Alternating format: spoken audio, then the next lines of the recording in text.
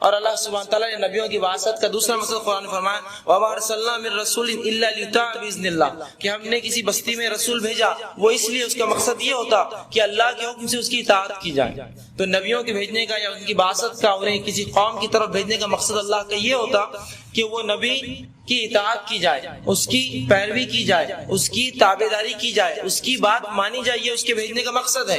اور اگر کسی قوم کے پاس نبی بھیجا جائے، لوگ اس کی بات نہ مانیں، چاہے ڈھکے سے چاہے کھلے سے، یا چاہے سامنے یا چاہے پیچھے، تو ایسی قوم پہ کیا ہوتا ہے؟ تکبر کی درس میں ہم نے دیکھا تھا کہ ایسی قوم ہلاک اور برباد کر دی جاتی ہے جن کے پاس ایک نبی اور ایک رسول بھیجا جاتا ہے اور اس کے بعد وہ اس کی بات کا انکار کرتے ہیں، چاہے جانتے بوجھتے، چاہے انجانے میں، چاہے کھلے سے چاہے چھپے سے۔ تو اللہ رب العزت نے نبیوں کی بعثت، نبیوں کے بھیجے جانے کا مقصد جو قرآن نے بتایا وہ یہی ہے کہ اللہ کے حکم سے ان کی اطاعت کی جائے، ان کی تابعداری کی جائے، ان کی فرمانبرداری کی جائے، ان کی بات مانی جائے اور ان کا انکار نہ کیا جائے، ان کی تکذیب نہ کی جائے، ان کی بات جھٹلائی نہ جائے، اور جتنا کہے اتنا سن لیا جائے، جس کام سے روک دے اس سے رک جایا جائے، اور جس کام کا حکم دے وہ کام کیا جائے۔ یہ مقصد تھا نبیوں کے بھیجے جانے کا، اور اللہ سبحانہ تعالیٰ نے اسی مقصد کے تحت نبیوں، انبیاء اور رسولوں کو دیگر الگ الگ قوموں میں بھیجے، حتیٰ کہ اللہ سبحانہ تعالیٰ نے قرآن میں فرمایا کہ وَلِكُلِّ قَوْمٍ هَادٍ، کہ اللہ سبحانہ تعالیٰ نے ہر قوم میں ایک ہدایت یافتہ بھیجا، ہر قوم میں ایک راستہ بتانے والا بھیجا۔ تو اس آیت سے بات کی وضاحت ہوئی کہ اللہ سبحانہ تعالیٰ نے جہاں کہیں انسانیت تھی وہاں انبیاء اور رسول بھیجے، اور مقصد تھا کہ وہ اللہ کے حکم سے لوگ اس نبی کی اطاعت کریں، اس کی فرمانبرداری کریں۔ یہ نبیوں کے بھیجے جانے کا جو قرآن نے جو ہے مقصد بتایا، اور یہی ایمان کا ایک حصہ ہے جو ہم نے پچھلی بار دیکھا تھا۔ اللہ کے رسول صلی اللہ علیہ وسلم سے سوال ہوا، اے نبی صلی اللہ علیہ وسلم بتائیے ایمان کیا ہے؟ تو آپ صلی اللہ علیہ وسلم نے 6 چیزوں کے تعلق سے کہا تھا کہ ایمان لا اللہ پر، اس کے فرشتوں پر، اس کی کتابوں پر، اس کے رسولوں پر، اور آخرت پر اور تقدیر پر، کہ اس کا اچھا یا برا ہونا اللہ کی طرف سے۔ تو اس میں یہ چوتھا حصہ ہے کہ نبیوں پر ایمان لانا، رسولوں پر ایمان لانا، اور اللہ کے حکم سے ان کی اطاعت کرنا، یہ ہمارا ایمان کا ایک جز ہے۔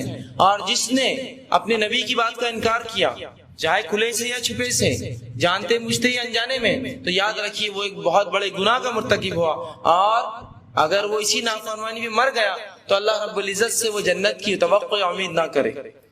لیکن آج ہم امت محمدیہ ہونے کے ناطے یہ ہمارا فریضہ، یا ہم پر اس نبی جو آخری نبی ہمارے پاس محمد صلی اللہ علیہ وسلم بھیجے گئے، ان کی اطاعت ہم پر بہت زیادہ واجب ہے، اس لیے کہ اس کی بات کوئی نبی اور رسول نہیں آنے والا، اور یہ وہ رسول تھے، یہ وہ رسول تھے جس کی امت میں ہونے کی خواہش جو ہے نبی دوسرے انبیاء اور رسول رکھتے تھے۔ یہ وہ رسول ہے جس کے ہم امتی ہیں۔ تو ہم پر ایک اتنا فرض عائد ہوا کہ اللہ کے رسول صلی اللہ علیہ وسلم کی بات مانے، آپ کی فرمانبرداری کرے، آپ کی اطاعت کرے، اور آپ کی نافرمانی سے بچے۔ اور جو کلمہ ہم پڑھتے ہیں وہ ہے لا الہ الا اللہ محمد رسول اللہ، کہ نہیں کوئی معبود برحق سوا اللہ کے، اور محمد صلی اللہ علیہ وسلم اس کے رسول۔ تو اس کلمے کے دو حصے ہیں، ایک اللہ کی اطاعت، اس کی عبادت اور اس کو ایک ماننا، اور دوسرا محمد صلی اللہ علیہ وسلم کو جو اپنا رسول اور نبی ماننا۔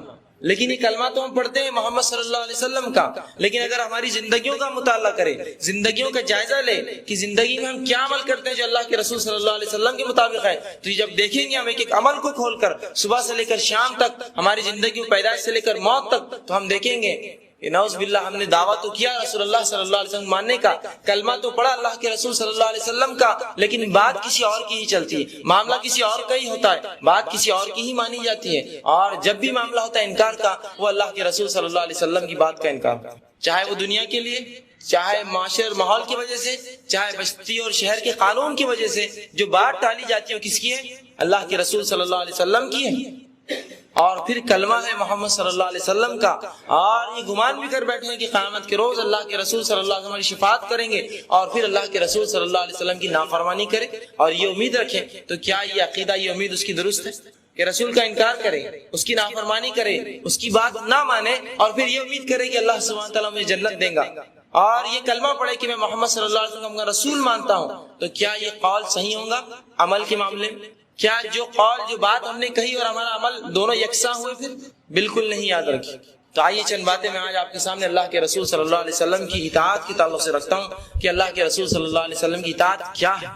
آج ہم نے جب بھی اطاعت کی بات ہوتی ہے تو یہ بات صرف لفظاً ہوتی ہے ہمارے پاس کہ محمد صلی اللہ علیہ وسلم کے متبع ہیں، آپ کی ہم اطاعت کرتے ہیں، آپ کے فرمانات جو ہے آپ کے فرمانوں کو ہم مانتے ہیں، جو آپ کہتے ہیں اس کو سنتے ہیں، جس سے آپ نے روکا اس سے رکتے ہیں، جو آپ نے پسند کیا وہ ہم پسند کرتے ہیں، جس کو آپ نے ناپسند کیا ہم اس کو ناپسند کرتے ہیں، جس عمل کا آپ نے حکم دیا وہ ہم بجا لاتے ہیں، اور جن عملوں کا آپ نے روکا جن سے روکا ان سے ہم رکتے ہیں۔ یہ کہتے تو ہیں لفظاً، لیکن کیا ہماری زندگیوں میں ہمارا معاملہ یہی ہے جو لفظ میں ادا کر رہے ہیں؟ اور کیا واقعی میں اللہ کے رسول صلی اللہ علیہ وسلم کو واقعی میں ویسا ہم نے رسول مانا جیسا کہ اس کے ماننے کا حق ہے؟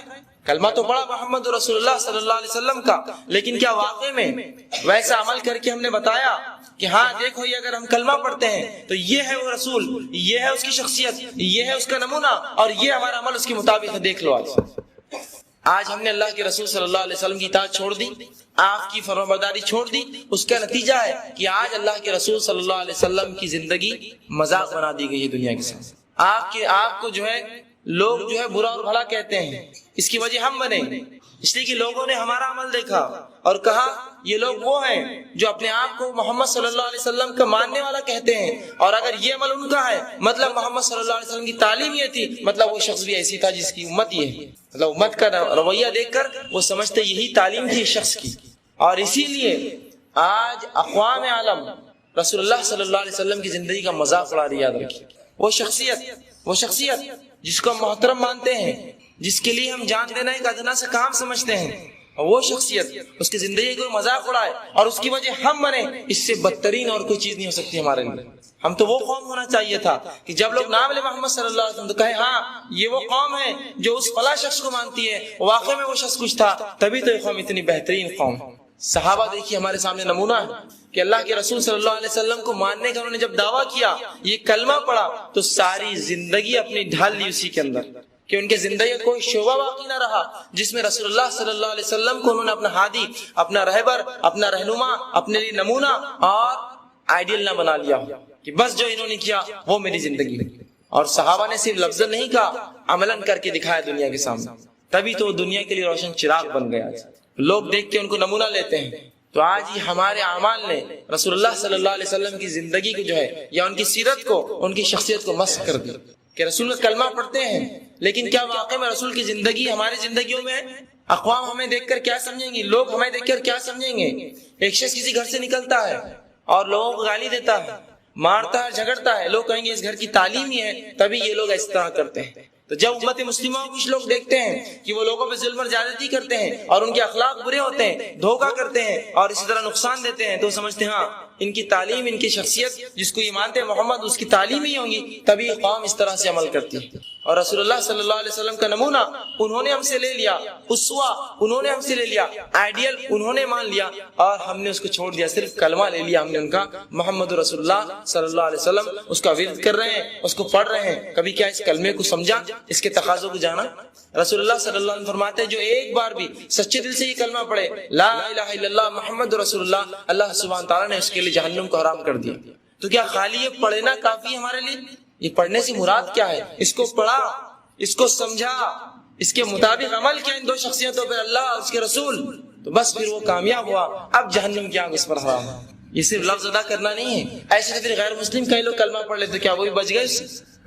نہیں، جب تک اس کے تقاضوں کو پورا نہ کیا جائے، یاد رکھیے بیکار ہے اس شخص کی زندگی۔ تو آج اللہ کے رسول صلی اللہ علیہ وسلم کی سیرت کو عام کرنا یہ اب ہمارا کام رہا، اور عمل میں لا کر دنیا کو بتانا ہے دیکھو جس شخصیت کا ہم کلمہ پڑھتے ہیں اسی کے مطابق ہماری زندگی ہے، چاہے زندگی کا کوئی عمل تم اٹھا لو اور ہم سے پوچھو یہ کس طریقے سے اور کیوں کرتے ہو، تو یہ ہمارے رسول، ہمارے نمونہ، ہمارے جو ہے محمد صلی اللہ علیہ وسلم کا یہ طریقہ تھا، اس کے مطابق ہم زندگی جیتے ہیں۔ تو لوگ کہیں گے ہاں واقعی میں یہ شخص کچھ تھا تبھی تو اس کے ماننے والے اس طرح سے۔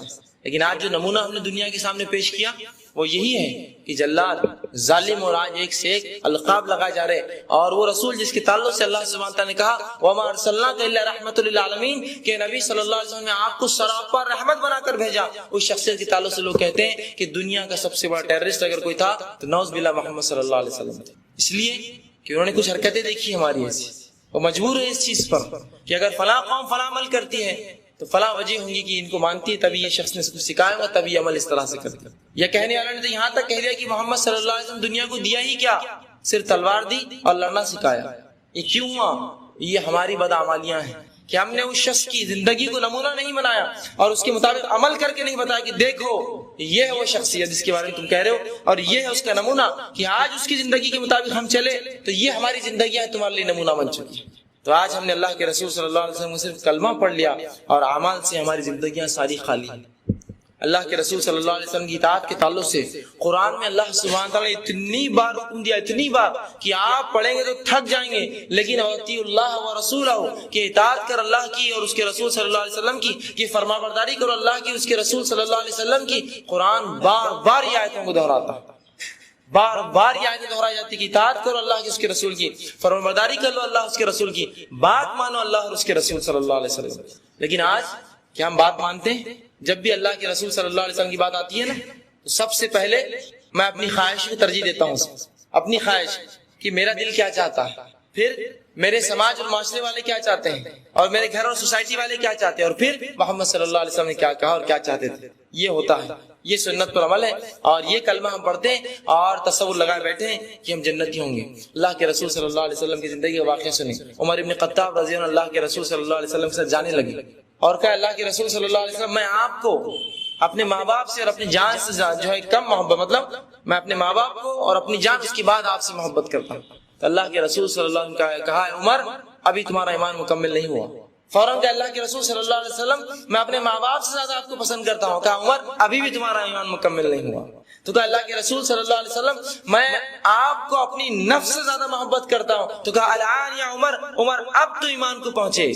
یہی ایمان کہ تم مجھے تمام دنیا کے انسان اپنے ماں باپ اور اپنی نفس سے زیادہ چاہو، یہ ایمان چاہتا ہے ہم سے. اور جب کسی شخص کو ہم چاہتے ہیں تو ہماری زندگی اس کے طریقے پر ہوتی ہے، ہمارے زندگی کا ہر عمل اس کے طریقے پر ہوتا ہے. کسی چیز کو ہم چھوٹا بول کر نہیں چھوڑتے ہیں اور کسی چیز کو بڑا بول کر ہم اس سے اجتناب نہیں کرتے. ہر کام اس نمونے اس طریقے پہ اس رسول کے ڈھنگ سے ہوں گا. لیکن آج صرف کلمہ ہم نے پڑھا لیکن عمل ہم بھول چکے ہیں. افسوس کے ساتھ کہنا پڑتا ہے. اللہ سبحانہ تعالیٰ نے بار بار قرآن میں بار بار میں کہہ رہا ہوں، اتنی دفعہ کہا کہ دہرانا میرے لیے مشکل ہے کہ اطاعت کرو، فرمانبرداری کرو، بات مانو اللہ کی اور اس کے رسول صلی اللہ علیہ وسلم کی. میں چند آیتیں مثال کے طور پہ آپ کے سامنے رکھتا ہوں کہ اللہ سبحانہ تعالیٰ نے رسول اللہ صلی اللہ علیہ وسلم کی اطاعت کے تعلق سے سورہ حجرات سورہ نمبر 39 آیت نمبر 2 میں فرمایا، 1 اور 2 میں یا ایھا الذین آمنوا لا تقدموا بین یدی اللہ ورسولہ واتقوا اللہ ان اللہ سمیع علیم. کیا وہ لوگوں جو ایمان لائے ہوں اللہ اور اس کے رسول صلی اللہ علیہ وسلم سے آگے قدم نہ بڑھاؤ اور اللہ سے ڈرتے رہا کرو، اللہ سبحانہ تعالیٰ سننے والا اور جاننے والا ہے. تو اس آیت میں اللہ سبحانہ تعالیٰ نے اس چیز کی وضاحت کر دی کہ دیکھو اللہ کے رسول صلی اللہ علیہ وسلم سے آگے نہ بڑھنا، اور اللہ جو بات کہہ دے اور اس کا رسول جو بات کہہ دے اس سے آگے قدم نہ بڑھانا. اور آگے اسی صورت میں اللہ نے سورہ حجرات میں فرمایا کہ وہ لوگ جو اللہ کے رسول صلی اللہ علیہ وسلم کی موجودگی میں اونچی آواز سے بلند آواز سے بات کرتے ہیں ان کے اعمال اللہ سبحانہ قیامت دن غارت کر دیں گے. رسول اکرم صلی اللہ علیہ وسلم کی موجودگی میں اونچی آواز میں بات کرنا، آپ کی آواز پر اپنی آواز رکھنا، صرف آواز بلند کرنے کا یہ معاملہ ہے کہ قیامت کے دن سارے نیکیاں برباد کر دی جائیں گی. تو اس شخص کا کیا حال ہوگا جس نے اللہ کے رسول صلی اللہ علیہ وسلم کے اوپر اپنی رائے، اپنے بڑوں کی رائے یا اپنے محلے اور معاشرے کی رائے کو اونچا رکھا اور رسول اللہ صلی اللہ علیہ وسلم کلمہ پڑھا. یہاں اللہ فرما رہا ہے کہ اپنی اصوات، اپنی آوازیں نبی کی آوازوں سے اونچی نہ کرو. اگر ایسا کرو گے تو تمہارے اعمال برباد کر دیے جائیں گے. ایک صحابی نے جب یہ آیت سنی تو رسول اللہ صلی اللہ علیہ وسلم کے پاس سے چلے گئے اور گھوڑے کے استبل میں اپنے آپ کو بند کر لیا اور بہت روتے رہے. رسول اللہ صلی اللہ علیہ وسلم نے کہا کہ فلاں شخص کہاں ہے؟ دکھائی نہیں دیا. تو کسی نے کہا اللہ کے رسول میں اس کی جو ہے خبر لیتا ہوں، کہاں ہے وہ؟ جب وہ پہنچے ان کے گھر کہا کہ کہاں ہے فلاں شخص؟ تو کہا جب سے یہ آیت نازل ہوئی وہ شخص تو صرف روتا پڑا ہے، تب استبل کے اندر باہر نکلنے کے لیے تیار نہیں.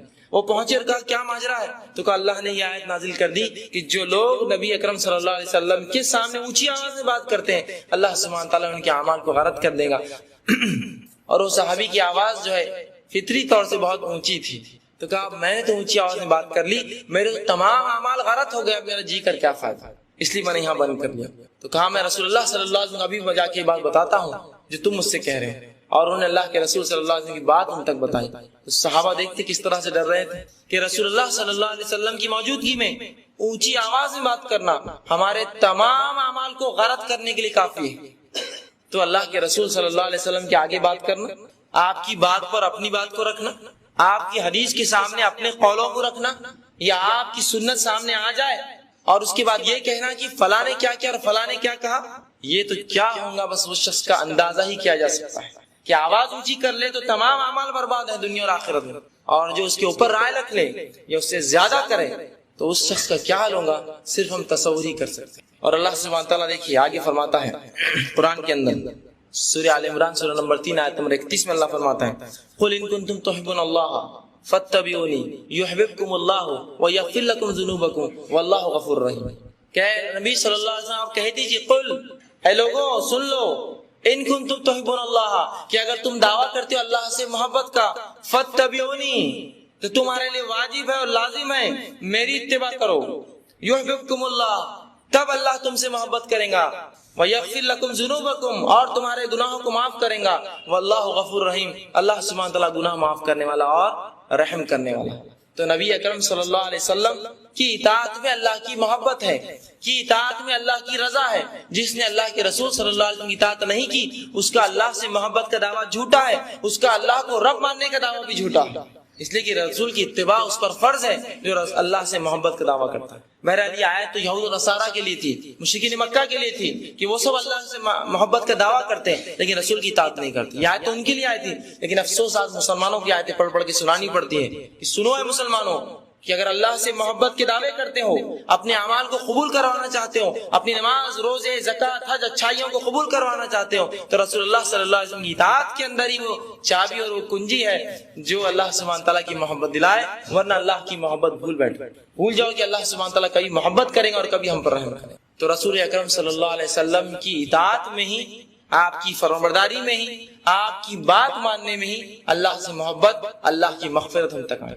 آج ہم پریشان ہیں، اللہ سے رحم کی دعائیں کرتے ہیں لیکن اللہ سبحانہ تعالیٰ کب رحم کرتا ہے؟ اللہ سبحانہ تعالیٰ اسی سورے میں سورہ آل عمران آیت نمبر جو 132 میں فرماتا ہے وَأَطِيعُوا اللَّهَ وَرَسُولَهُ لَعَلَّكُمْ تُرْحَمُونَ، کہ اے لوگو اطاعت کرو اللہ کی اور اس کے رسول صلی اللہ علیہ وسلم کی تاکہ تم پر رحم کیا جائے۔ تو اللہ اور اس کے رسول صلی اللہ علیہ وسلم کی بات ماننے میں، آپ کی فرمانبرداری میں ہم پر کیا ہوگا؟ رحم ہونے والا ہے۔ اور اگر اللہ اس کے رسول صلی اللہ علیہ وسلم کی نافرمانی کی تو کیا اللہ ہم پر رحم کرے گا؟ یاد رکھیے اللہ ہم پر رحم نہیں کرنے والا۔ اللہ نے بتا دیا وَأَطِيعُوا اللَّهَ وَرَسُولَهُ لَعَلَّكُمْ تُرْحَمُونَ، اطاعت کرو اللہ اس کے رسول صلی اللہ علیہ وسلم کی تاکہ تم پر رحم کیا جائے۔ تو اگر ہم رحم کی بھیک مانگتے ہیں اللہ سے تو اطاعت کر دیں گے اس اللہ کی، اس کی کتاب کی اور رسول اللہ صلی اللہ علیہ وسلم کی۔ اگر یہ نہ کیا تو اللہ سے رحم کی جو بھیک نہ مانگے اللہ سبحانہ تعالیٰ ہم پہ رحم نہیں کرنے والا۔ آگے اللہ سبحانہ تعالیٰ قرآن میں فرماتا ہے سورہ حشر سورہ نمبر 59 آیت نمبر 7 میں وَمَا آتَاكُمُ الرَّسُولُ فَخُذُوهُ وَمَا نَهَاكُمْ عَنْهُ فَانْتَهُوا، کہ نبی اکرم صلی اللہ علیہ وسلم اے مسلمانوں جو تمہیں دے دے اسے لے لو اور جس سے روک دے اس سے رک جاؤ۔ جو اللہ کے رسول صلی اللہ علیہ وسلم دے دے اسے لے لو اور جس سے روک دے اس سے رک جاؤ۔ ایک عجیب آیت ہے نا، کئی بار ہم نے پڑھی ہے، پلے نہیں پڑتی، سمجھ نہیں آتی۔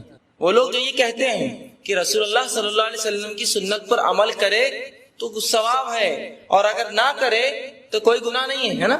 یہ عام قول ہے رائج کہ فرض بس ٹھیک ہے وہ کرنا ہے، سنت پہ عمل چاہے تو کرو چاہے تو چھوڑ دو، فرض تھوڑی ہے۔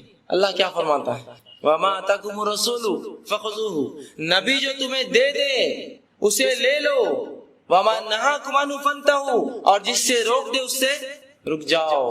نبی جو دے دے اسے لے لو۔ قرآن کی آیت کو ماننا کیا ہے ہم پر؟ فرض سنت ہے۔ قرآن کہہ رہا ہے نبی جو دے دے لے لو۔ اب سنت پہ عمل کرنا سنت ہوا فرض ہوا؟ یہ فرض ہوا، جو اسے چھوڑے گا وہ گناہگار ہوگا۔ میں سوال کرتا ہوں کوئی شخص نماز پڑھے اور سنت کے مطابق نہ پڑھے، نماز قبول ہوگی اس کی؟ کوئی شخص روزہ رکھے سنت کے مطابق روزہ نہ رکھے، قبول ہوگا اس کا روزہ؟ کوئی شخص حج کرے اور سنت کے مطابق حج نہ کرے، حج قبول ہوگا؟ کوئی شخص زکوٰۃ دے اور سنت کے مطابق زکوٰۃ نہ دے، کیا اس کی زکوٰۃ قبول ہوگی؟ کوئی شخص ایک اللہ کو ماننے کا دعویٰ کرے اور سنت کے مطابق اس کا عقیدہ نہ ہو، کیا وہ عقیدہ قبول ہوگا؟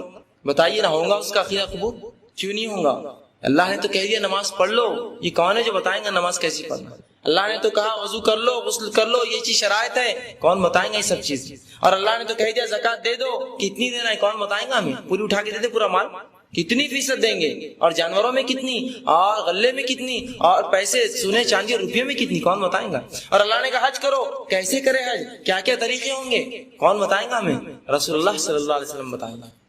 اسی لیے میں بار بار کہتا ہوں جس دین پر ہم عمل کرتے ہیں آج، وہ دین ہم نے سنا ہے صرف آج، اور لوگوں کو دیکھا اس لیے عمل کرتے ہیں. اگر کوئی سوال کر لے گریبان پکڑ کے کہ تم مسلمان ہونے کا دعویٰ کرتے ہو، کوئی غیر مسلم پوچھ لے کیا تم نے کبھی پڑھا تمہارے عمل کو جو تم نماز پڑھتے ہو اور زکات دیتے ہو، روزہ رکھتے ہو اور حج کرتے ہو، کیا تمہارا رسول نے ایسے کیا؟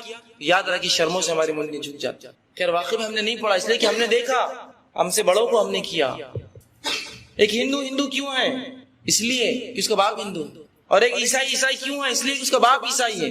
اور ایک سکھ کیوں ہے؟ اس کا باپ سکھ ہے. ایک مسلمان کیوں ہے؟ اس کا باپ مسلمان. کیا کبھی دین کو جاننے کی کوشش کی دین کیا ہے؟ کیا یہ ایک میٹھا لڈو تھا جو ہاتھ میں رکھ دیا اور بس کھا لیا اور ختم ہوا؟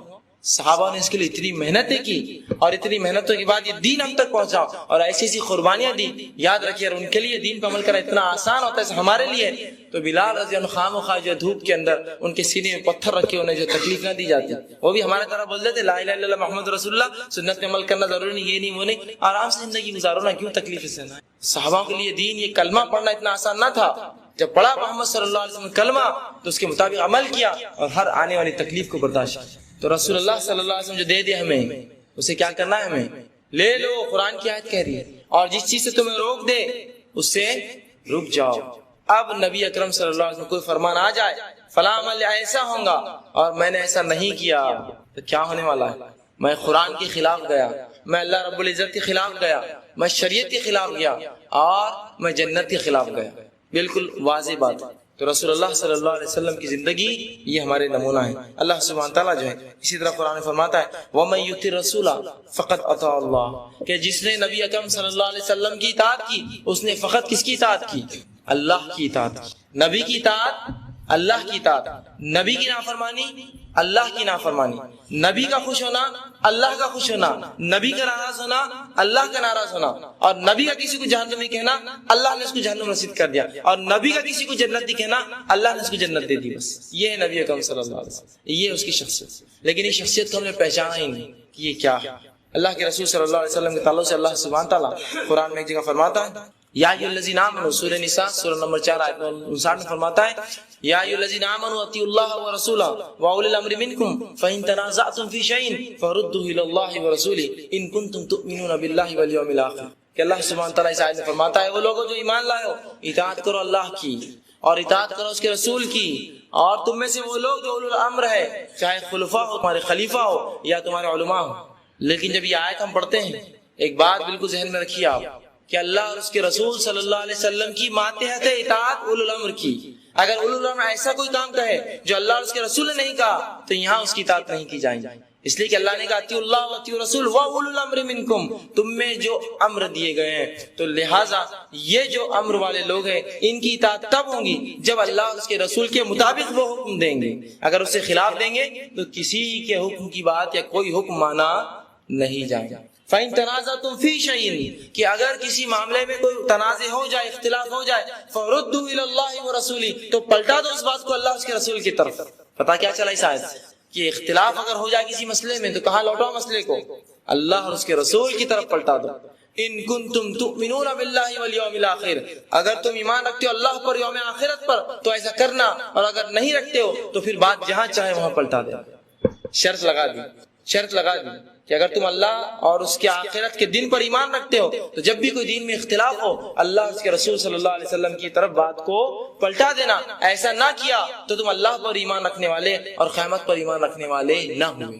اسی طرح اللہ سبحانہ تعالیٰ قرآن میں فرماتا ہے سورہ نساء میں سورہ نمبر 4 آیت نمبر 65 میں، غور سے سنی اس آیت. اللہ فرماتا ہے فلا وربک لا یؤمنون حتی یحکموک فیما شجر بینہم ثم لا یجدوا فی انفسہم حرجا مما قضیت ویسلموا تسلیما. اللہ کیا فرما رہا ہے دیکھیے، فلا وربک.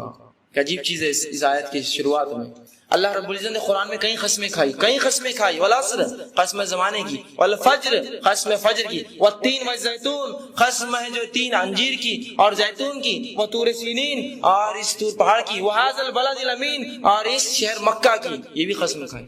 تو کہیں گھوڑوں کی قسم کھائی تو کہیں دیگر الگ الگ چیزوں کی قسمیں کھائی. اس آیت میں اللہ کسی قسم کھا رہا. دیکھیے فلا وربک، تو اے نبی صلی اللہ علیہ وسلم سو قسم ہے تیرے رب کی، سو قسم ہے تیرے رب کی، لا یؤمنون حتی، یہ لوگ ایمان والے نہیں ہو سکتے.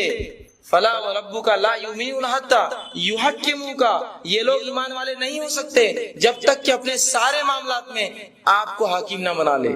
اللہ رب العزت اپنی قسم کھا کے کہہ رہا ہے کہ یہ اے نبی قسم ہے تیرے رب کی، یہ لوگ ایمان والے نہیں ہو سکتے جب تک کہ یہ سارے اپنے کاموں میں آپ کو حاکم نہ بنا لے، اور جب کسی اختلاف میں آپ ان میں فیصلہ کر دے تو اس کے اوپر کوئی کجی نہ محسوس کرے، وَيُسَلِّمُ تَسْلِيمًا، سر خم کر کے جھکا کر اس بات کو تسلیم کر لے، تو وہ ہوا مومن جس نے رسول اللہ صلی اللہ علیہ وسلم کی خلاف ورزی کی، بات کے الٹ کام کیا، نافرمانی کی، بات آنے کی بعد بھی اپنی خواہشات پڑا رہا، یا اپنے معاشرے اور ماحول اور بڑے اور چھوٹوں کا لحاظ رکھا، تو یاد رکھیے فلا وربک، اللہ سبحانہ تعالیٰ نے اپنی قسم کھائے لا یؤمنون، وہ ایمان والا ہی نہیں ہے جب تک کہ آپ کو اپنے سارے اختلافات میں حاکم نہ مانو۔ تو جس نے رسول اللہ صلی اللہ علیہ وسلم کو اپنے تمام اختلاف میں حاکم نہ بنایا وہ ایمان والا ہی نہیں ہے، یہ اللہ رب العزت کی بات ہے، قرآن کہہ رہا ہے، سورہ نساء سورہ نمبر 4 آیت نمبر 65۔ اب نبی اکرم صلی اللہ علیہ وسلم کیا حیثیت رکھتے ہیں ہماری زندگی میں؟ کیا ابھی بھی صرف کلمہ ہی پڑھنا ہے محمد صلی اللہ علیہ وسلم کا، یا ان کے طریقے کے مطابق زندگی گزارنا ہے؟ جسے صرف خالص کلمہ پڑھنا ہے یہ تو لفظی بات ہوئی، یاد رکھیے اللہ سبحانہ تعالیٰ دلوں کو دیکھتا ہے۔ اگر کوئی صرف کلمہ پڑھتے رہے محمد رسول اللہ اور لاکھ بار بھی پڑھ لے تو کیا اس کو یہ کلمہ فائدہ دے گا جب تک کہ اس کے مطابق عمل نہ کرے؟ یقیناً کلمہ اس کو کچھ بھی فائدہ نہیں دے گا جب تک کہ اس کے مطابق وہ عمل نہ کرے۔ اب اللہ کے رسول صلی اللہ علیہ وسلم کی بات آ جائے اور اس کے بعد بھی کوئی شخص نہ مانے تو اس کا کیا ہوگا؟ اللہ سبحانہ تعالیٰ قرآن میں فرماتا ہے، اللہ سبحانہ تعالیٰ فرماتا ہے سورہ نمبر 33 اس کی آیت نمبر 36 میں اللہ سبحانہ تعالیٰ فرماتا ہے وَمَا كَانَ لِمُؤْمِنٍ وَلَا مُؤْمِنَةٍ إِذَا قَضَى اللَّهُ وَرَسُولُهُ أَمْرًا أَن يَكُونَ لَهُمُ الْخِيَرَةُ مِنْ أَمْرِهِمْ وَمَن يَعْصِ اللَّهَ وَرَسُولَهُ فَقَدْ ضَلَّ ضَلَالًا مُبِينًا، کہ اللہ سبحانہ تعالیٰ فرماتا ہے وَمَا كَانَ لِمُؤْمِنٍ وَلَا مُؤْمِنَةٍ، کہ کسی مومن مرد یا کسی مومن عورت کے لیے جائز نہیں ہے جب اللہ اور اس کے رسول کسی معاملے میں کوئی فیصلہ سنا دے اپنی کوئی رائے اس فیصلے پر رکھے۔ کسی مومن مرد اور عورت کے لیے جائز نہیں ہے کہ جب اللہ اور اس کے رسول کسی معاملے میں کسی حکم میں فیصلہ سنا دے تو وہ اپنی کوئی رائے رکھے، بلکہ وہ اسے سن لے۔ جو ایسا کرے گا اللہ سبحانہ تعالیٰ فرماتا ہے کہ وہ شخص جو ہے جائز نہیں اس کے لیے وہ کام کہ اللہ اس کے رسول صلی اللہ علیہ وسلم کی بات آ جائے اور اس کے بعد بھی اس بات کو نہ مانے۔ مطلب اللہ اور اس کے رسول اگر کوئی فیصلہ کر دے، اب آپ کو اپنی کوئی رائے رکھنے کا کوئی حکم شریعت نے نہیں دیا، آپ کسی قسم کی رائے اس معاملے میں نہیں رکھ سکتے اللہ کہ آپ کو سر جھکا کر اس بات کو تسلیم کرنا ہے اللہ کے رسول صلی اللہ علیہ وسلم کی۔ آئیے اللہ سبحانہ تعالیٰ آگے کیا فرماتا ہے جو بات نہ مانے رسول اللہ کی۔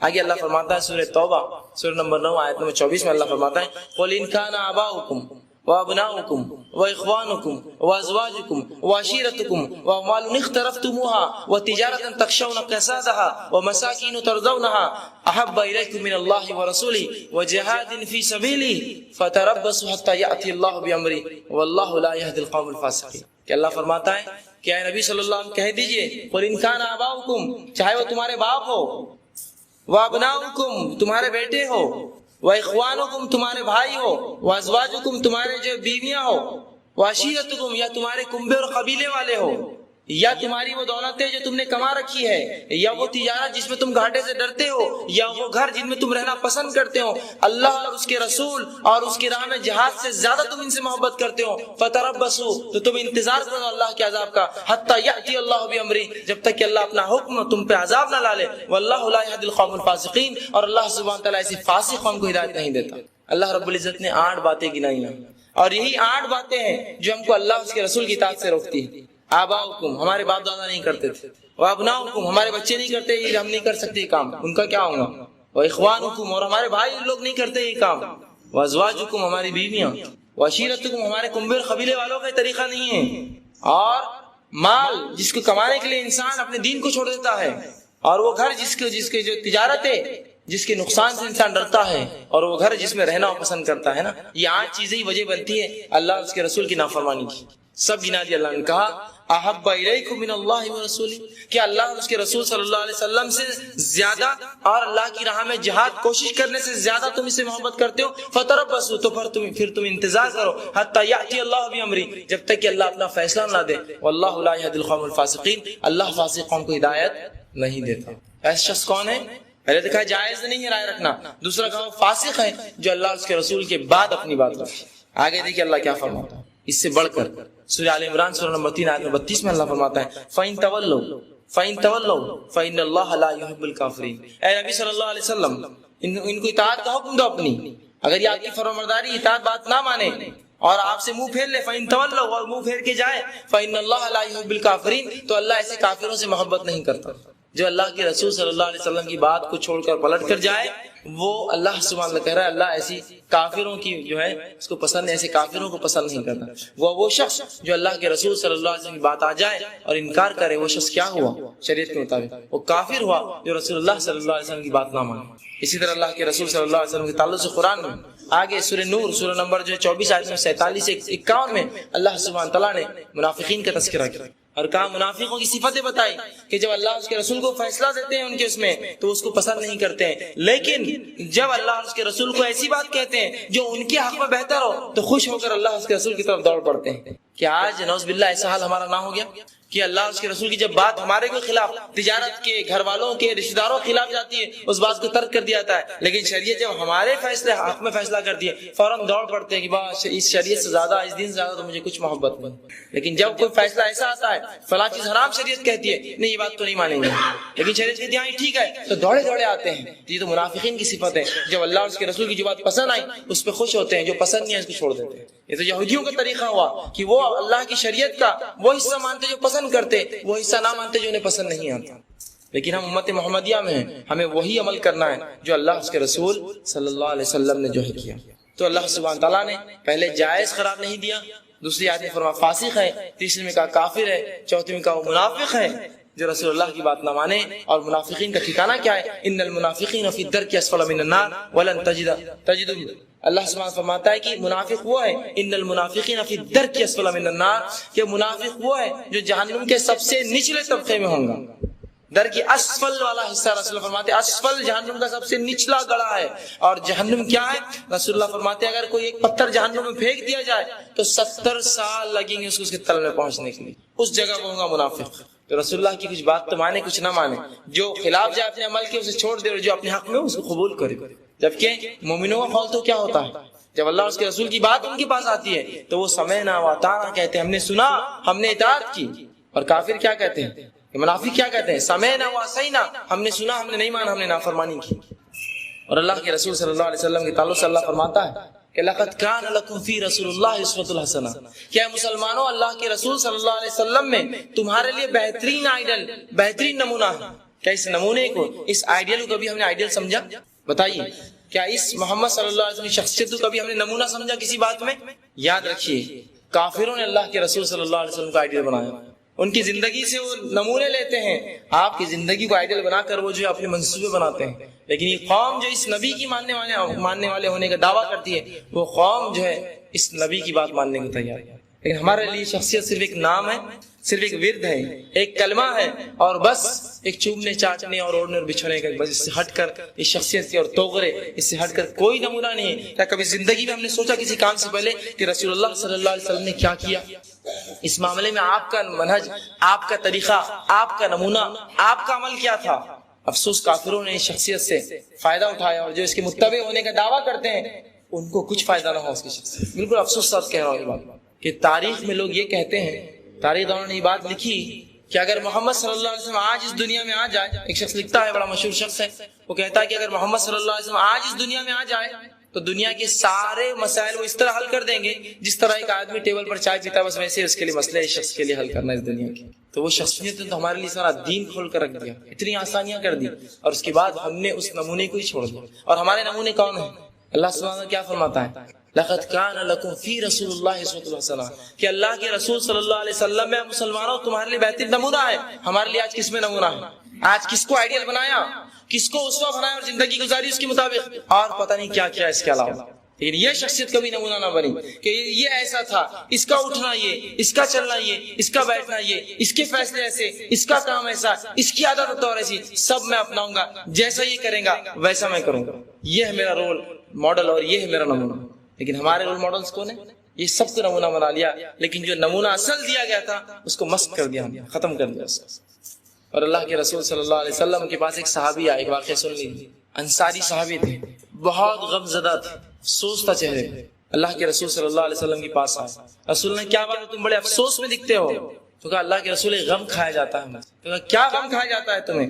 تو کہا اللہ کے رسول دنیا میں ہم آپ کا چہرہ دیکھے بغیر رہ نہیں سکتے ہیں، اٹھتے اور بیٹھتے اور آتے اور جاتے آپ کا ہم چہرہ دیکھتے ہیں، لیکن مجھے ایک چیز کھائی جا رہی ہے، جب میں مروں گا اور قیامت دن اٹھایا جاؤں گا، آپ کا فیصلہ تو نبیوں میں ہوگا اور میں تو ادھر رہوں گا صحابہ میں، امتیوں میں، تو وہاں کہاں آپ کا چہرہ ہمیں نصیب ہوگا، وہاں کہاں دیکھ سکیں گے آپ؟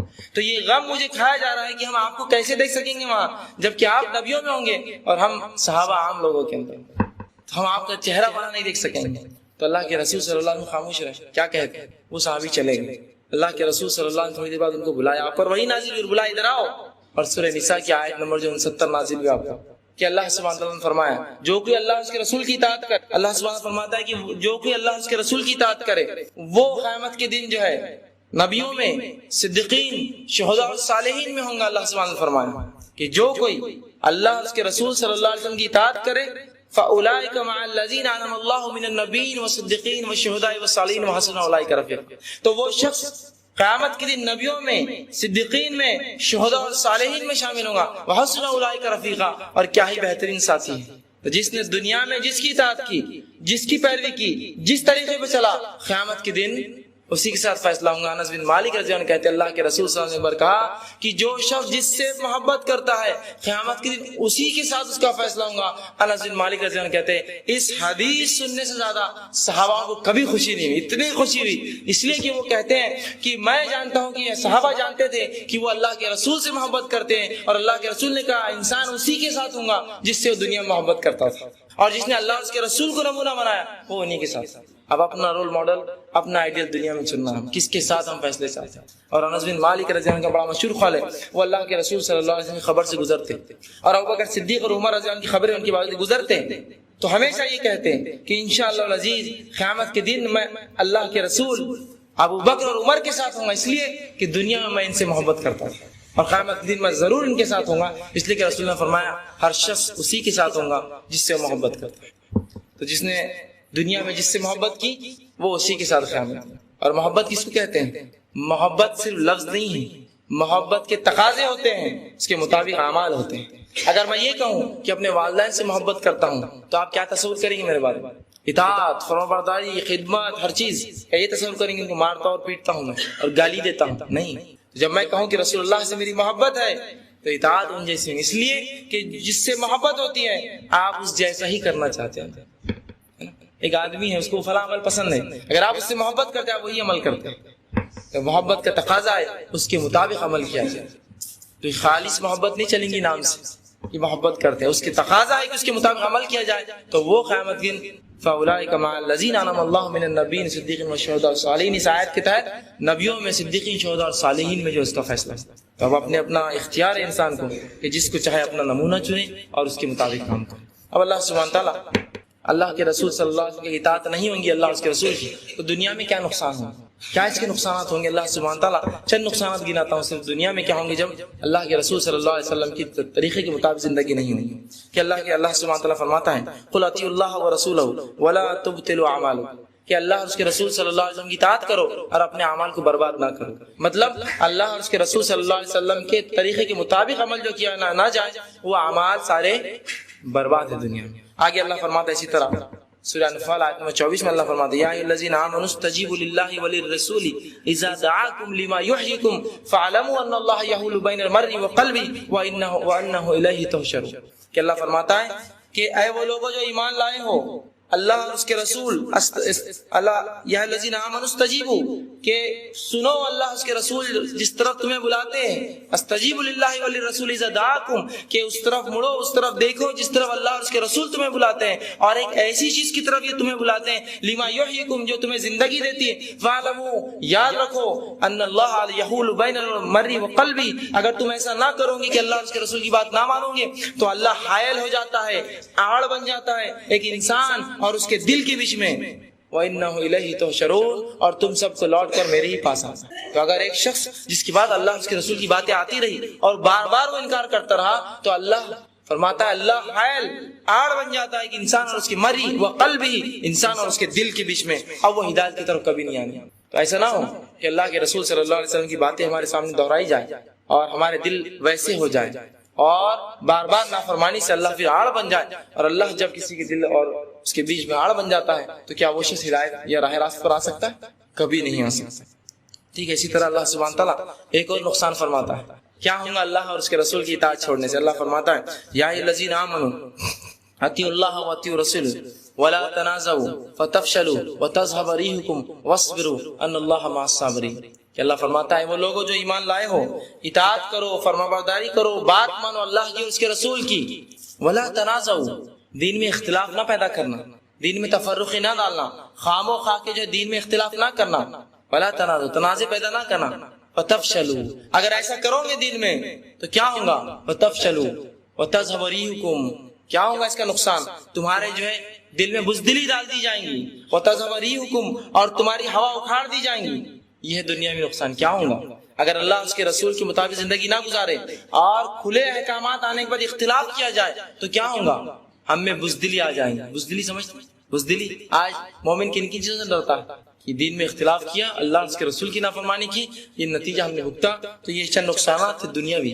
آخرت میں کیا نقصان اٹھائیں گے؟ آخرت میں کیا نقصان اٹھائیں گے؟ اللہ فرماتا ہے صرف ایک نقصان بتا دو آخرت کا، سب سے کم ہے یہ، اس سے زیادہ ہوں گے باقی سارے. اللہ فرماتا ہے وَمَن يَعْصِ اللَّهَ وَرَسُولَهُ وَيَتَعَدَّ حُدُودَهُ يُدْخِلْهُ نَارًا خَالِدًا فِيهَا وَلَهُ عَذَابٌ مُهِينٌ.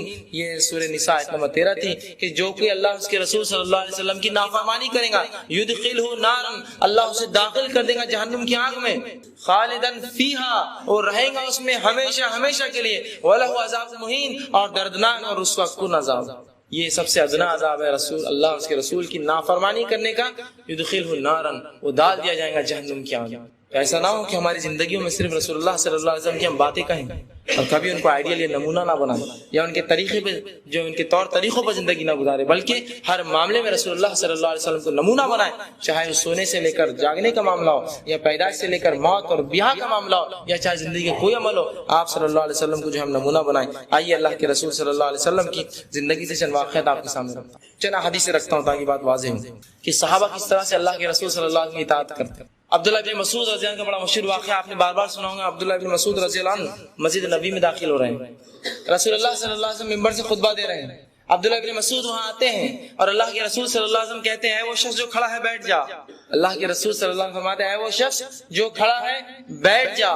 عبداللہ بن مسعود رضی اللہ عنہ وہیں مسجد نبی میں بھی آ رہے ہیں، ابھی داخل نہیں ہوئے، چوکھٹ میں بیٹھ جاتے ہیں. رسول اللہ صلی اللہ علیہ وسلم بعد میں ملے اور کہا ہے عبداللہ ہم نے تم سے تو نہ کہا تھا بیٹھ جانے کے لیے، ہم تو کسی اور کو کہہ رہے تھے. اندر کیا کہا کہ عبداللہ ہم تو تمہیں نہ کہہ رہے تھے، ہم تو کسی اور کو کہہ رہے تھے وہ شخص جو کھڑا بیٹھ جا، تم کیوں بیٹھ گئے؟ کہا اللہ کے رسول صلی اللہ علیہ وسلم ہمیں کیا معلوم آپ کس کو کہہ رہے تھے، بس یہ بات کان میں پڑی ہے وہ شخص جو کھڑا ہے بیٹھ جا. اللہ کے رسول میں اسی چوکھٹ میں بیٹھ گیا، آپ کی آواز سن خلاص میں بیٹھ گیا. یہ چیز صحابہ کی اطاعت کے معاملے میں. آج بڑے بڑے مسائل ہمارے سامنے آتے ہیں، ابھی معاشرے کی بات کرو، سماج کی بات کرو، سوسائٹی کے سٹیٹس کی بات کرو، لوگ کیا کہتے ہیں، اکثریت کی قول بیان کرو، یہ کیا لائے تم اللہ کے رسول صلی اللہ علیہ وسلم کی بات اس جگہ. اس کو بعد میں آخر میں دیکھا جائے گا جب جھگڑا بہت بڑھ جائے گا تب حدیث کیا بولتی ہے، تب سنت میں کیا بول لیا جائے گا. فی الفور تو یہ باتیں چھوڑی دو اور ہمارے بڑوں کے اور ان کی اور ان کے اقوال اللہ کے رسول صلی اللہ علیہ وسلم کے سامنے آپ کی بات کے آگے رکھے جاتے ہیں، مقدم کیے جاتے ہیں، بلکہ اس کے مطابق عمل کیا جاتا ہے، اور یہ بات سب سے مؤخر سب سے آخر رکھی جاتی ہے. عبداللہ بن عمر رضی اللہ عنہ کے واقعے سے عبداللہ بن عمر کے پاس ایک شخص آیا اور کہا کہ فلاں مسئلے میں فلاں مسئلہ کے تعلق سے سوال کیا، کہا کہ ابوبکر اور عمر کی کیا رائے تھی. تو کہا اللہ کے رسول صلی اللہ علیہ وسلم نے فلاں مسئلے میں یہ جواب دیا اور یہ آپ کا عمل تھا. تو شخص نے کہا نہیں میں تم سے پوچھتا ہوں کہ ابوبکر اور تمہارے باپ عمر کا اس معاملے میں کیا معاملہ تھا. تو اس نے کہا عبداللہ بن عمر رضی اللہ عنہ کہتے ہیں کہ تجھ پر جو ہے پتھروں کی بارش ہو، تجھ پر لعنت ہو، تو ہلاک اور برباد ہو جائے. میں تجھے کہتا ہوں کہ اللہ کے رسول صلی اللہ علیہ وسلم نے کہا اور تو پوچھتا ہے ابوبکر اور عمر نے کیا کہا میرے سامنے. میں تجھے اللہ کے رسول صلی اللہ علیہ وسلم کی بات کہتا ہوں اور تو مجھ سے پوچھتا ہے ابوبکر اور عمر نے کیا کیا اس مسئلے میں. یہ صحابہ کی اطاعت تھی اللہ کے رسول صلی اللہ علیہ وسلم کی نمونے زندگی کے بارے میں، ہر عمل کے بارے میں یہی اطاعت تھی. اور جب بھی کوئی اختلاف ہوتا اور رسول کی بات آتی معاملہ روک دیا جاتا. علی بن ابی طالب رضی اللہ عنہ شام بھیجے جا رہے ہیں، لشکر لے کے جا رہے ہیں، خبر آئی شام میں تعفن پھیلا، بہت بکثرت صحابہ اس میں مارے گئے، بکثرت تعفن پھیل گیا ہے. کچھ نے کہا ہم نہیں جائیں گے، بیماری پھیل چکی. کچھ نے کہا نہیں ہم جائیں گے، ہم ڈرتے نہیں، بیماری اللہ کی طرف سے. ایک شخص فوراً آیا اور کہا اللہ کے رسول صلی اللہ علیہ وسلم کو میں نے کہتے ہوئے سنا کہ اگر پتہ چل جائے خبر ہو جائے کسی علاقے میں تعفن ہے تو کوشش اس سے باہر نہ نکلے اور جو باہر ہے وہ اس کے اندر داخل نہ ہو. علی بن ابی طالب نے اپنے خلافت میں کہا ہم یہی رکیں گے، اندر نہیں جائیں گے. رسول کی بات آ گئی، اب کوئی ڈیری نہیں اور کوئی اس سے آگے بات نہیں. نہ پہلے تیار نہیں ہو، کہا چلو ہم جائیں گے، ہم بیماری اللہ کے نہیں. جب رسول کا قول آیا بیماری پھیل جائے تو جو اندر ہو اندر رہے، جو باہر ہو وہ باہر اندر نہ جائے. اور اسی وقت عمر ابن خطاب خلیفہ تھے اس دور میں، عبید اللہ ابن جراح، ابو عبیدہ ابن جراح رضی اللہ عنہ یہ شام میں تھے، مسلمانوں کے لشکر کے جو سپہ سالار تھے، اور شام میں اسی وقت جب علی بن ابی طالب رکے ہوئے تھے وہ اس وقت اندر داخل تھے، شام میں تھے جب بیماری پھیلی ہوئی تھی۔ عمر ابن خطاب نے خط لکھا، اے ابو عبیدہ میں تمہیں آج حکم دیتا ہوں خلیفہ وقت کہ تم واپس ادھر آؤ مدینہ، کہ تو اللہ کے رسول صلی اللہ علیہ وسلم نے ابو عبیدہ ابن جراح رضی اللہ عنہ کو امین الامہ کا، اس امت کا، رسول نے کہا کہ ہر امت کا ایک امانت دار ہوتا ہے اور ابو عبیدہ اس امت کا امین ہے، تو کہا کہ تم فوراً آ جاؤ، میں تمہیں حکم دیتا ہوں۔ تو کہا میں نہیں آ سکتا امیر المومنین، میں نہیں آ سکتا، اس لیے کہ اللہ کے رسول صلی اللہ علیہ وسلم کہا جو تعاون میں اندر ہو وہ اندر رہے اور جو باہر ہو وہ اندر نہ جائے، میں نہیں آ سکتا۔ اور عمر بن خطاب نے جب وہ خط پڑھا تو رونے لگے، پوچھا کیا ہوا؟ تو کہا ابو عبیدہ اب نہیں رہیں گے، چونکہ ایک اندازہ ہو چکا تھا کہ تعاون میں سارے ہی لوگ مر رہے تھے اور ہوا یوں ہی کہ ان کا انتقال اسی میں۔ تو یہ تھی نبی کی اطاعت، یہ نہ سوچا کہ امیر کا حکم آ گیا اب تو فوراً بھاگ سکتا ہوں اس علاقے سے نکل کر، رسول نے کہا تھا جہاں ہو جائے وہ اندر رہے، جو اندر نہ ہو وہ باہر ہے تو باہر ہی رکا رہے، بس خلاص، اب زندگی رہے یا موت آئے معاملہ تو رسول کے طریقے پر ہے، بس اسی پر ہم مر جائیں، نہیں گئے نکل کے، اور علی بن ابی طالب اندر داخل ہوئے۔ تو یہ تھی صحابہ کی اطاعت۔ عبداللہ بن عمر کی تعلق سے آتا ہے کہ جب حج کو جایا کرتے، دیکھا کہ ایک مقام پر بیٹھتے، کھنکارتے، پیشاب کی حلق جس طرح سے ایک انسان طہارت کے لیے بیٹھتے اور پھر آگے بڑھ جاتے۔ کچھ لوگوں نے کہا تم تو طہارت بھی نہیں کرتے، پیشاب بھی نہیں کرتے اور ایک جگہ بیٹھتے اور پھر اٹھ کے چلے جاتے ہو، کیا عجیب بات ہے، کیوں کرتے ہو؟ کہا اللہ کے رسول صلی اللہ علیہ وسلم میں نے حج کیا اور دیکھا آپ صلی اللہ علیہ وسلم اس مقام پر آئے، آپ نے طہارت کی، مجھے طہارت نہ بھی آئے تو کیا ہوا، میں ضرور اس جگہ پہ جب بھی حج کو جاؤں گا بیٹھتے ہوئے آگے نکلوں گا، کیونکہ رسول اللہ وہاں بیٹھتے۔ اور انہی کے تعلق سے عمل آتا ہے کہ حج کو جب بھی جاتے ایک مقام پر آتے، اپنی اونٹنی کو گول گھما کے بٹھاتے اور پورا گول گھما کے اٹھا کر واپس لے جاتے، سیدھی اونٹنی کو لے جاتے، بٹھاتے، پورا گول پلٹا کے پھر اٹھا کے لے جاتے۔ اس نے کہا کہ تم ایسا کیوں کرتے ہو؟ کہا اللہ کے رسول کے ساتھ جب میں نے حج کیا دیکھا آپ کی اونٹنی چکر کھا کر بیٹھی گول ہو کر اور پھر اٹھ کر گئی، میں بھی جب بھی حج کو جاؤں گا اپنی اونٹنی کو چکر کھلاؤں گا پھر آگے جاؤں گا، چاہے وہ اس کو جو چکر آئے نہ، چکر آئی تو اس اونٹنی کو گھوم گئی تھی رسول اللہ کی، تو وہ جاتے جب بھی حج کو وہ عمل کر کے پھر آگے بڑھتے۔ تو یہ سنتوں کو اس طرح سے تھام لیا تھا۔ آج ہم سنتوں کو چھوٹی اور بڑی، ایسی اور ویسی، ان کی اور ان کی، بلکہ سنتوں کو فرق کر دیا گیا ہے اور ایسا بانٹا گیا ہے کہ آج ایک ایک سنت سے ایک آدمی پہچانا جاتا ہے۔ وہ لوگ کیا فلاں وہ شملہ باندھے، اچھا وہ لوگ کیا فلاں وہ تو اپنے، وہ لوگ ٹکنے سے اونچے اپنے پینٹ شرٹ، وہ تو سنتوں کو بانٹ دیا گیا، بلکہ ایک سنت پہچان بن گئی، وہ سنت عمل کرنے والا ہم سے یہ الگ، وہ سنت میں وہ ہمارا بھائی، سنتوں کا اس طرح سے ہم نے بانٹا۔ لیکن صحابہ کا عمل سنت کے تعلق سے کیا تھا؟ اب آئیے اللہ کے رسول صلی اللہ علیہ وسلم فرماتے ہیں حدیث کے اندر، من احب سنتی فمن احبنی ومن احبنی کان معی فی الجنہ، کتنی پیاری حدیث ہے۔ فمن احب سنتی، جس نے میری سنت سے محبت کی، فمن احبنی تو بس اس نے مجھ سے محبت کی، فمن احبنی اور جس نے مجھ سے محبت کی، کان معی فی الجنہ وہ میرے ساتھ جنت میں ہوں گا۔ جس نے میری سنت سے محبت کی اس نے مجھ سے محبت کی، اور جس نے مجھ سے محبت کی وہ میرے ساتھ جنت میں ہوں گا۔ آگے ایک حدیث میں فرماتے جو آپ نے ابھی سنی، اکل امتی يدخلون الجنہ الا من ابا، کہ میرے تمام امتی جنتی ہے صرف اس کے سوائے اس کے جو انکار کر دے۔ قیل من ابا یا رسول اللہ، اللہ کے رسول کون انکار کرے گا؟ کہا ومن اطاعنی دخل الجنہ، جس نے میری اطاعت کی وہ جنت میں جائے گا، ومن عصانی فقد ابا، جس نے نافرمانی کی اس نے انکار کر دیا۔ جس نے میری اطاعت کی وہ جنت میں جائیں گا، اور جس نے میری نافرمانی کی اس نے کیا کیا؟ جنت سے انکار کر دیا۔ تو دنیا میں اگر ہم رہتے ہوئے جنت سے انکار کرنا چاہتے ہیں تو اللہ کے رسول صلی اللہ علیہ وسلم کی سنت کو چھوڑ دیجئے، جنت سے آپ نے خود انکار کر دیا اور جہنم کا آپ نے خود اس دنیا میں رہتے ہوئے جو قبول کر لیا۔ یہ ہے رسول اللہ صلی اللہ علیہ وسلم کی سنت کہ یہ جنت میں اور جہنم کے فیصلے۔ اسی طرح جو عمر ابن خطاب رضی اللہ عنہ کے مشہور واقعہ سن لیجیے۔ عمر ابن خطاب رضی اللہ عنہ جو ہے اللہ کے رسول صلی اللہ علیہ وسلم کی موجودگی میں ایک بار توریت کا نسخہ پڑھتے کھڑے ہوئے تھے۔ رسول اللہ صلی اللہ علیہ وسلم نے دیکھا تو اتنے سخت ناراض ہوئے کہ آپ کا چہرہ لال ہو گیا۔ ابوبکر صدیق نے کہا عمر تمہارے ماں باپ تم کو گم پائے، تم دیکھتے نہیں اللہ کے رسول صلی اللہ علیہ وسلم کا چہرہ لال ہو گیا؟ تو جیسے ہی دیکھا رسول اللہ کا چہرہ، کہا رضیت باللہ ربا وبالاسلام دینا وبمحمد نبیا، کہ میں راضی ہوں، اللہ میرا اسلام میرا دین اور اللہ میرا رب اور محمد صلی اللہ علیہ وسلم میرا نبی، میرا ایسا کوئی ارادہ نہیں تھا آپ سے وہ کرنے کا۔ کہا عمر کیا کر رہے تھے؟ تو کہا اللہ کے رسول توریت کا نسخہ پڑھا۔ تو کہا سن لو اگر میری موجودگی میں اگر موسیٰ بھی آ جائے تو میری اتباع کے سوا موسیٰ کو اور کوئی چارہ نہ ہوگا۔